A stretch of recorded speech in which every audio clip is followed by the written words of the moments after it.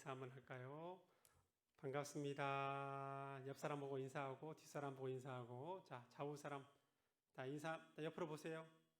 옆으로 보세요. 옆으로 보고 인사하세요. 사야 옆으로 보고 인사하고 같이 인사하세요. 자, 예, 예찬이도 옆으로 보고 같이 인사하고 사야랑. 교회는 공동체예요. 공동체. 공동체라는 것은 뭐냐면 함께 살아가는 팀으로 살아가는 거예요. 여러분 그 축구 경기, 농구 경기, 배구 경기 이런 구기 종목들은 대부분 공동체로 되는 거예요. 그러니까 한 사람이 못하면 그 팀 전체가 못할 수 있고 한 사람이 잘하면 그 팀 전체가 잘할 수 있지만 한 사람 한 사람이 서로 유기적인 연합과 소통이 돼야 돼요. 그래서 모든 공동체에서 예수님이 가장 강조한 것이 뭐냐면 교회 공동체는 단순히 한번 와가지고 예배드리고 가고 하는 것이 아니라 서로 소통과 연합을 통해 이루어지는 그것이 공동체라고 그랬어요. 그래서 그런 공동체의 모습을 함께 회복해 갈 수 있는 그런 코로나 시대가 되었으면 좋겠습니다. 뜻을 정한 인생, 여러분 이분이 스티븐 제라드, 지라드라고 하는데 요즘에 축구 선수 중에 가장 유명한 선수 중에 하나가 스티븐 제라드예요. 동명이인인데 이분은 축구 선수는 아니고 프랑스 보드로에서 태어나서 미국으로 건너가서 가장 큰 부를 일구었던 미국의 역대 부자 중에 한 사람입니다. 특히 이제 부동산이나 금융업, 무역업에 손을 대어서 자기 개인 은행을 설립할 정도로 큰 부를 모았습니다. 그리고 아이들을 좋아해가지고 부동산 대부분을 고아들을 위한 대학에 설립하는 데 투자를 했죠. 또 사망하기 전에 그가 가진 경제의 부를 측정해 보면 미국 경제 약 0.67%였다고 그래요. 그런데 이 스티븐 지라드가 얽힌 굉장히 일화가 재밌는 일화가 하나 있는데 이분이 굉장히 모든 일에 철두철미했어요. 그러다가 하나는 이제 선박이 들어와 가지고 그 선박에 하역 작업을 해야 되는데 하역 작업이 너무 많아 가지고 토요일 날 그리고 주일 날까지 하역 작업을 계속 해야 되는 그런 상황이 발생했어요. 그런데 그 한 직원이 그 스티븐 지라드의 말에 이렇게 순응하지 않는 거예요. 사장님, 저는 내일 주일이기 때문에 일할 수가 없습니다. 사장이 그 말을 듣고 뭐라고 했냐? 알겠네. 그러면 당신과 나는 서로 헤어지는 것이 좋겠네. 그랬어요. 그러면서 한마디 더 합니다. 사장님, 저는 늙으신 어머님을 봉양하고 있기 때문에 일을 할 수밖에 없습니다. 그래서 저는 그렇지만 주일에는 일을 할 수 없습니다. 그렇게 양해를 구했음에도 불구하고 그는 이해해 주지 않았어요. 그래 냉정하게 격리에게 가서 그동안 일한 것에 대한 급료를 타가라고 말을 했어요. 청년이 해고당했죠. 그리고 나서 3주 동안 계속해서 일을 구하는데 일자리를 구할 수가 없었어요. 그런 어느 날 스티븐 지라드에게 전화가 한 통 걸려왔는데 필라델피아의 그 은행 총재가 전화를 걸려왔어요. 우리 은행 신생은행을 하나 더 이렇게 개설하려고 하는데 책임감 있고 성실하고 좋은 사람을 한 명 더 추천해 달라 그랬어요. 그런데 그 당시 딱 머리에 떠오른 것이 스티븐 지라드가 바로 해고당한 청년이에요. 그래서 해고당한 청년을 추천하고 싶다 그러니까 아니 자네가 이렇게 해고를 당하면서 어찌 그 청년을 나에게 추천해 줄 수 있는가 그러니까 그 스티븐 지라드가 그런 말을 했어요. 그가 주일에 일을 할 수 없다고 해서 내가 해고를 시켰는데 근데 원리 원칙 때문에 직업을 잃을 각오가 되어 있는 사람이면 그런 사람이라면 당신의 돈을 맡길 수 있는 믿을 만한 사람이 아닌가 그렇게 하면서 추천을 했고 그런 결국 그 친구가 있는 필라델피아의 한 은행에 취직을 하게 되었습니다. 어떤 일에 원리 원칙을 지키며 살아간다는 것은 쉽지 않죠. 근데 요즘에 사회적으로 문제되고 있는 것이 그 원리 원칙을 다른 사람한테는 지키지만 자기나 자기 가족한테는 지키지 않고 오히려 엄마 찬스, 아빠 찬스를 많이 사용한다는 거예요. 삶에 있어서도 동일한 원리 원칙을 다른 사람에게도 적용하고 자기에게 적용하고 그것은 동일한 잣대를 적용하기는 참 쉽지는 않아요. 오늘날 본문의 주인공인 다니엘이 위대한 점은 원리 원칙을 분명하게 자기에게 하나님께 사람에게 지키며 살아갔던 인물이기 때문에 그렇습니다. 본문의 배경이 된 시대는 바빌론 포로 시대예요. 포로 시대는 그 당시 가장 강대국인 바벨론이 유다의 사람들을 포로로 자기 나라로 이끌어가서 유다를 무력화시켰습니다. 그래서 끌려왔던 사람들을 효율적으로 통제하고 지배할 수 있는 역할이 필요했는데 그것은 끌려온 사람들 중에서 유능한 인재를 선발해서 그들을 통해서 이 나라를 잘 효율적으로 다스리는 그런 방법들을 강구해냈어요. 그 중에 누가 있냐? 다니엘과 친구들이 있었어요. 귀족 출신이지만 노예로 끌려왔기 때문에 여러 가지 자유를 박탈당했어요. 그래서 주는 대로 먹고 가라는 대로 가고 하라는 대로 할 수밖에 없는 그런 상황이었어요. 이들 소년을 왕궁으로 데려온 목적과 자격이 4절에 나와 있는데 같이 한번 읽어보겠습니다. 시작. 몸에 흠이 없고 용모가 잘생기고 모든 일을 지혜롭게 처리할 수 있으며 지식이 있고 통찰력이 있고 왕궁에서 왕을 모실 능력이 있는 소년들을 데려오게 하여서 그들에게 바벨로니아의 언어와 문학을 가르치게 하였다. 몸에 흠이 없고 용모가 잘 생겼다. 자, 여러분 청소년 중에 누가 있는 것 같아요? 자기라고 생각하는 사람. 아무도 손을 안 드네. 자신감을 좀 가져요. 근데 여기는 몸에 흠이 없고 용모가 잘생긴 사람은 변할 수 없는 거예요. 그 당시 뭐 성형외과가 발달한 것도 아니고 그냥 원리 원칙대로만 가야 돼요. 근데 그 뒤에 있는 것, 모든 일을 지혜롭게 처리할 수 있고 지식과 통찰력이 있다. 아니요, 어린 소년이 어떻게 모든 일에 지혜로울 수 있습니까? 근데 본문의 의도는 뭐냐면 그런 사람으로 키우려고 한다는 그런 목적이 있는 거예요. 그래서 왕을 잘 보필할 수 있는 그 사람을 만들고자 했어요. 이런 상황에 다니엘과 그 친구들이 있었는데 마음만 먹으면 굉장히 성공하고 또 그 나라에서 잘 협조하면 어려움 없이 여러 가지를 즐기면서 양질의 교육을 받으면서 잘 살 수 있는 그런 상황이었어요. 네, 그러는 가운데 마음에 걸렸던 유독 마음에 한 가지가 있어요. 그 신앙적인 문제였는데 다른 건 다 양보해도 신앙은 양보할 수 없었어요. 그래서 8절 말씀 한번 같이 읽어보겠습니다. 8절 시작. 다니엘은 뜻을 정하여 왕의 음식과 그가 마시는 포도주를 자기로 더럽히지 아니하리라 하고 자기를 더럽히지 아니하도록 판관장에게 구하니.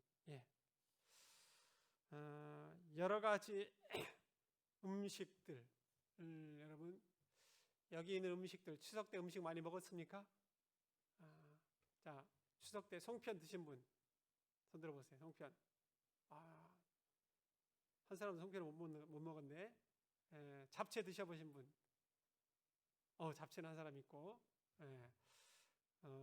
가을이라서 떡국은 안 먹었을 드시고. 자, 그 자기가 좋아하는 음식을 한 번 정도 먹었다 생각하면 손 들어보세요. 추석 때. 추석 때는 별로 그런 것이 없나 보구나. 추석 때 먹었던 모든 음식들을 다 지금까지 먹었던 음식을 종합해서 준다고 생각해 보세요. 이게 왕의 진미예요. 그런데 그런 왕의 진미와 포도주로 자기를 더럽히지 않는다고 그랬어요. 그래서 환관장 아스므나스에 찾아가서 말합니다. 아스므나스요, 제 청을 좀 들어주십시오. 이 나라에 실시하는 교육도 받겠습니다. 문화에도 순응하겠습니다. 정책에도 다 마음을 따라서 하겠습니다. 그렇지만 왕이 주는 음식과 포도주는 내가 먹을 수가 없습니다. 판관장은 굉장히 의아해하면서 당황했어요. 아니, 이렇게 왕이 주는 화려한 음식을 안 먹는다니 그게 무슨 말인가? 왕이 주는 1급 포도주를 안 먹는다니 이게 무슨 말인가? 오늘 본문에서는 그것으로 자기를 더럽히지 않는다고 그랬어요. 왜 음식을 거부했는지는 잘 나와 있지 않지만 아마 우상에 드려진 제물이었거나 율법에 어긋나는 그런 음식물이었을 거예요. 그래서 거부하고 그것으로 인해서 자기를 내적 외적으로 더럽히는 것을 거부했던 것이죠. 이러한 행위들은 완전히 바벨론과 섞이지 않겠다라는 그런 의지의 표명인데 만약 그렇다면 처음 궁궐에 들어오면서부터 나는 궁궐에 안 들어간다, 아니면 나는 여러 정책들에 대해서 반기를 들겠다라고 이렇게 해야 되는데 그렇지는 않았고 유독 이 부분에서만 더 특별하게 거부를 했어요. 모든 것을 사실 거부해야 한다는 것은 하나님의 뜻이 아니었어요. 왜냐하면 하나님은 그 당시 수많은 선지자를 통해서 이제 유대의 그 기울어짐이 도를 넘어서 빨리 바벨론에 순응하고 포로가 되어서 하나님의 징계의 시간을 견디고 그리고 나서 다시 돌아온다는 것이 여러 선지자를 통해서 말씀하신 그 말씀이었어요. 그래서 이런 것들을 예레미야 29장을 통해서 보면 알 수 있는데 그곳에 가서 집을 짓고 정착하고 과손을 만들고 열매를 먹고 또 아들, 딸, 자녀까지 결혼시켜서 낳으라고 그랬어요. 그러면서 어떻게 말하냐? 29장 7절 같이 읽어보겠습니다. 7절 말씀. 너희는 잡혀간 시작. 너희는 잡혀간 그 도시의 평안과 번영을 추구하고 그 일을 위해서 나 여호와께 기도하라. 이것은 그 도시가 평안하고 번영을 누릴 때 너희가 평안하고 번영을 누릴 것이기 때문이다. 사로잡아간 그 바벨론의 도시의 번영과 평안을 위해서 기도하라. 너는 그 속에 살기 때문에 그 도시가 평안해야 너도 평안할 수 있다라고 그렇게 하나님이 말씀하신 거예요. 하나님이 그렇게 기도했던 거예요. 이런 측면에서 보면 다니엘이 왕궁으로 뽑혀가서 교육받는 것을 하나님이 허락하신 부분이에요. 오히려 당시의 상황을 잘 파악해서 이스라엘 백성들이 믿음을 잃지 않도록 그런 정책들을 잘 짜내는 그런 위치에 가서 서 있는 것이 아주 중요한 역할이었어요. 당시 상황과 오늘날 상황을 비교해보면 별반 다른 것이 없어요. 당시 포로 시대에나 오늘날 코로나 시대에나 할 수 있는 것이 별로 없어요, 여러분. 오늘날 코로나 시대에 가장 많은 타격을 입은 것이 관광, 항공, 교통, 그런 그 업계라고 해요. 소상공인들. 그런데 종교적인 부분도 굉장히 심한 타격을 받고 있어요. 일반적으로 교회는 두 날개로 날아오른다 그래요. 두 날개로. 한 날개가 아무리 튼튼해도 못 날아가요. 그 두 날개는 뭐냐면 한 날개는 예배고요. 한 날개는 소그룹 셀이에요. 두 날개가 균형과 조화를 가졌을 때 교회가 비상할 수 있어요. 멀리 바라보고 날아갈 수 있어요. 그런데 대그룹인 예배도 잘 못 드리고 소그룹인 셀이나 그룹 활동들, 성역 공부나 기도 모임들을 잘 못해요. 할 수 있는 것이 별로 없어요. 특히 교회는 서두에도 말한 공동체인데 공동체는 서로 만나서 소통과 교감을 이루어줘야 돼요. 정서적 나눔이 있어야 돼요. 그런데 그걸 잘 못하는 거예요. 모이기를 피하는 어떤 사람들은 습관과 같이 하지 말라라고 그랬는데 그렇게 모일 수가 없어요. 추석 때 저희가 저희 막내 처제를 만났어요. 근데 그 도시도 대면 예배가 제한돼 있어요. 일부 소수는 제한된 인원은 가서 들을 수 있는데 목사님 연세가 많고 교인들이 적다 보니까 온라인 시스템이 갖춰지지 않았어요. 그래서 주일이 되면 목사님이 어느 사이트에 가서 예배를 드리라고 그러고 또 성도들마다 자기가 원하는 곳에 가서 예배를 드린다고 그래요.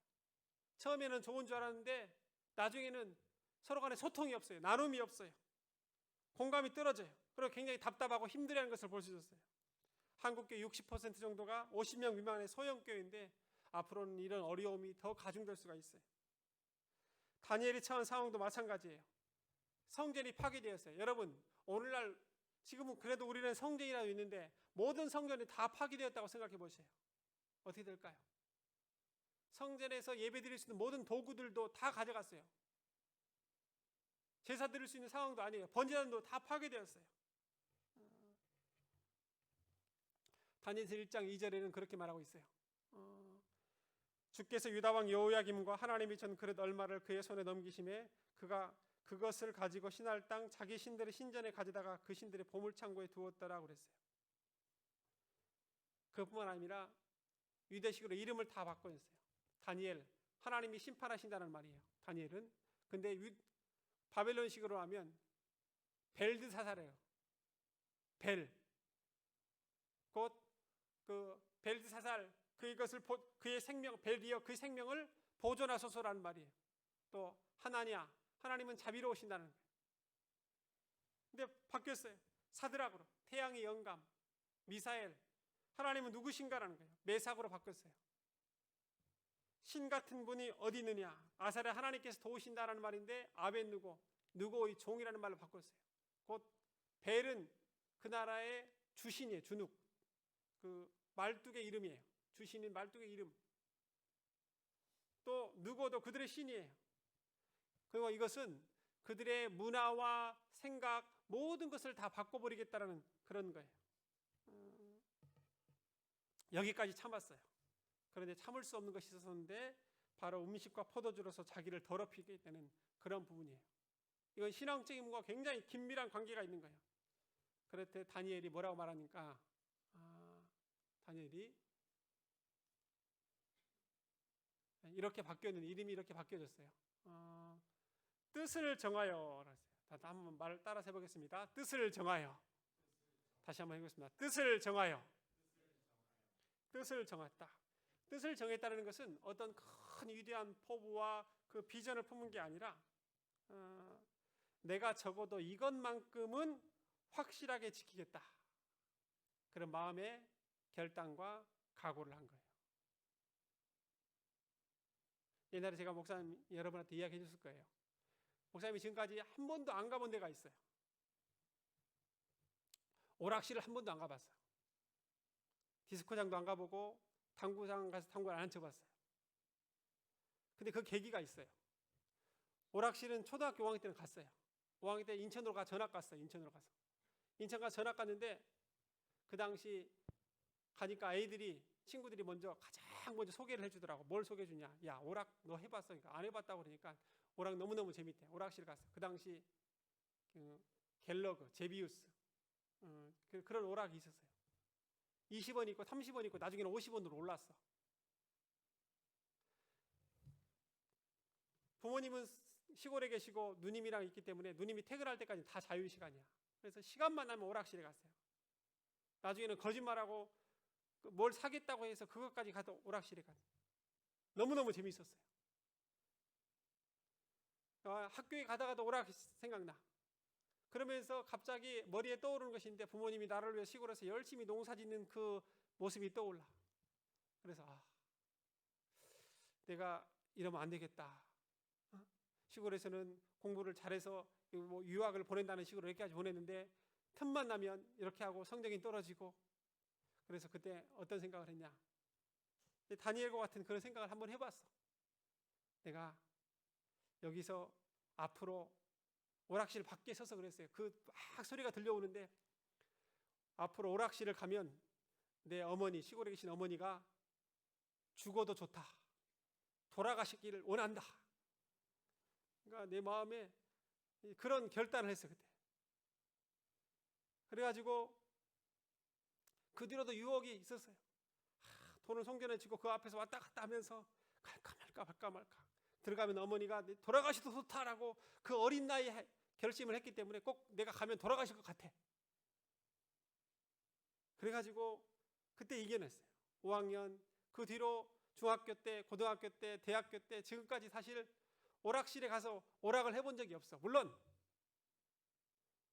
즐기려고 가지 않고 그냥 한번 가족들끼리 한두 번 가본 적은 있어요. 가족들끼리. 옛날 이런 오락실이었다 라고. 그렇지만 오락을 하기 위해서나 디스코텍이나 나이트클럽이나 이제 그런 부분에서 가본 적이 없어요. 그 당시에 그 뜻을 정했던 그런 부분들이 머리에 계속 떠올랐기 때문에 그래요. 여러분 어떨 때 뜻을 정하냐?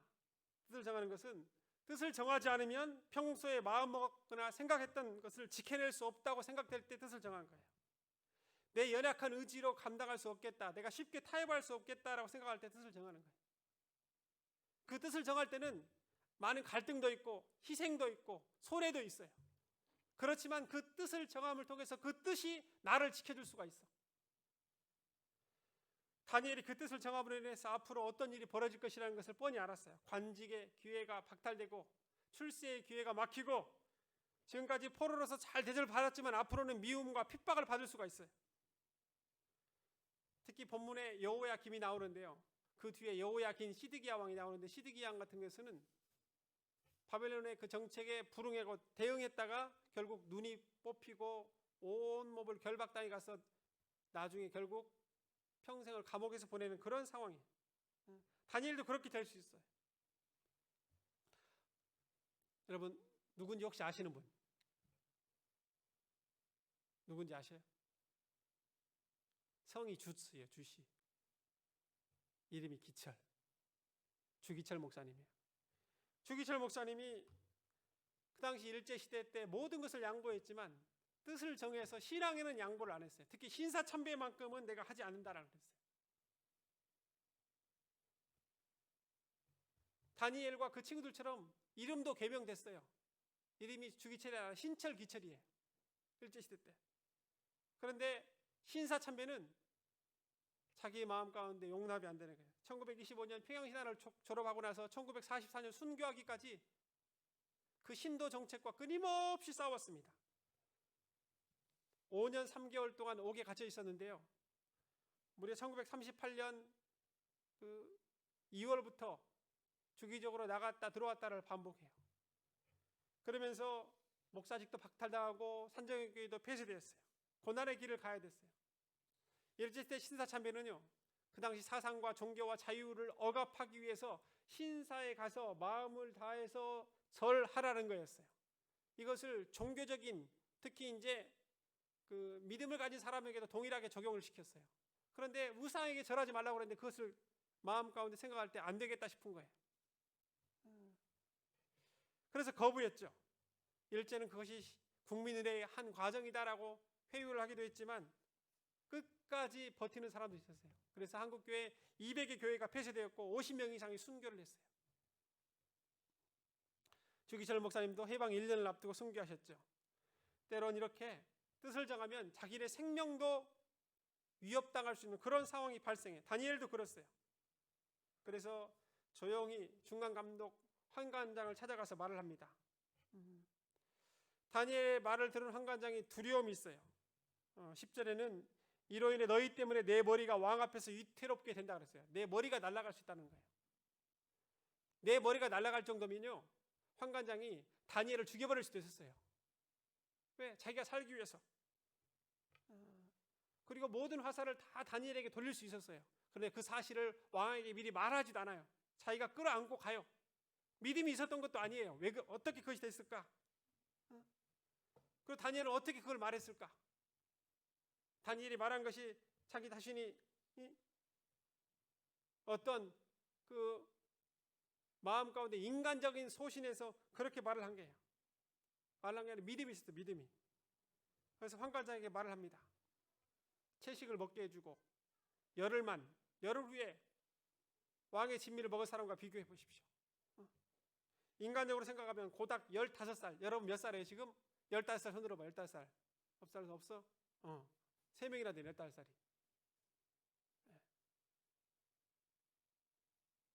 15살, 16살 나이예요. 그 나이에 가서 내가 왕의 진미를 먹지 않고 이렇게 채식을 먹고 열흘 후에 어떻게 된가 한번 시험해 보십시오라고 그렇게 제안을 했을 때 환관장이 그걸 듣겠어요? 그 어린 나이에 약간 미성숙한 나이인데, 그러다가 만약에 왕 앞에 가서 그 제안을 받아들인다 할지라도 열흘 후에 가가지고 그 얼굴이 더 초췌해 있으면 왕이 뭐라고 말하겠어요? 아니 포로고 15살 그 어린아이의 말을 듣는단 말이냐? 당신은 왕을 벌필할 자격이 없다고 그래서 오히려 더 그 모든 직분을 다 박탈해버리고 옥에 가둬버릴 수 있는 그런 상황이었어요. 그런데 그때 환관이 그걸 수용해요. 어떻게 수용합니까? 9장 말씀. 그 9절에는 그렇게 말씀하고 있어요. 여기 9절 말씀이 안 들어가는데 같이 읽어보겠습니다. 제가 읽어드리겠습니다. 1장 9절. 하나님이 다니엘로 하여금 환관장에게 은혜와 긍휼을 얻게 하신지라. 무엇과 무엇을 얻게 했다고요? 은혜와 긍휼. 이게 하나님이 은혜를 베푸셨어요. 그러니까 환관장이 그들이 불쌍해 보였어. 알았어. 그것을 수용하고 싶었어. 알았어.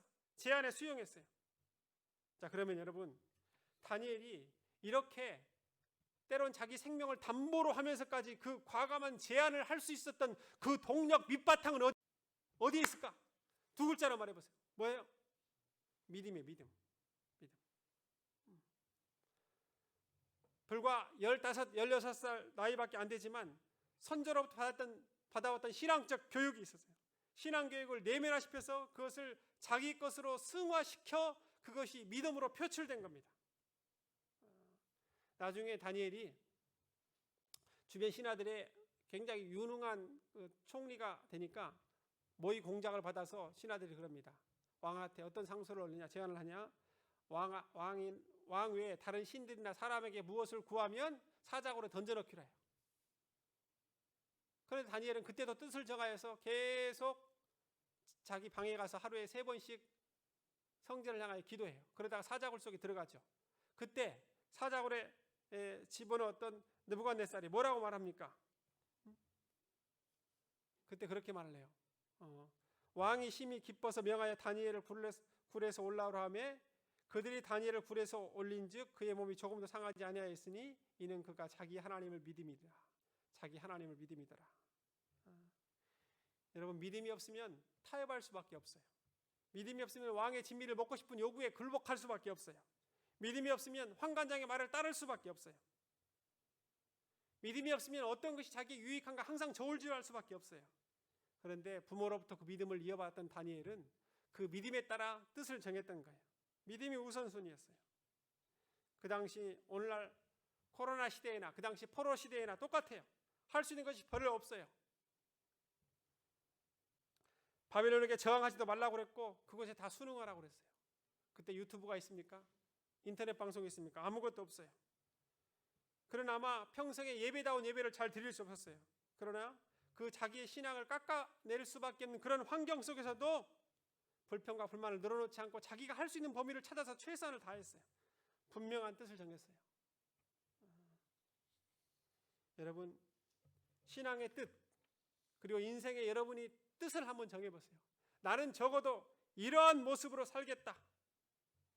여러분, 다니엘처럼요, 신앙의 경륜이 있지 않고 비록 어리고 미성숙하지만요, 지혜와 지식이 부족하지만 그 뜻을 정한 인생이 있으면 하나님 그 인생을 도우셔요. 뜻을 정하면 하나님이 도와주신다니까요. 나중에 하나님께서 놀라운 은혜를 다니엘에게 더 주셔요. 비교할 수 없을 정도로 탁월한 지혜와 지식과 이해와 분별력들을 더하시는데요.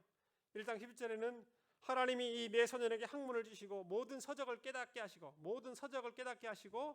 그러니까 여러분, 서적을 깨닫게 했던 건 여러분의 응용을 하면 여러분이 공부할 때 깨닫는 그 마음을 더 주신다는 거예요. 지혜를 주셨으니 다니엘은 또 모든 환상과 꿈을 깨달아 알더라 그랬어요.